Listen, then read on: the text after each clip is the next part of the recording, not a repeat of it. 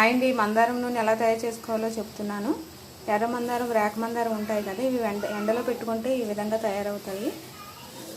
కరివేపాకు, చల్లదనానికి మెంతులు, కొబ్బరి నూనె. ముందుగా వీటిని ఒక కళాయి పెట్టుకుని దీంట్లో కొబ్బరి నూనె వేసుకోవాలి.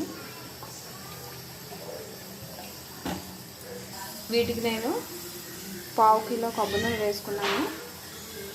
ఇది కొంచెం మరిగాక ఇవన్నీ వేసుకుందాం.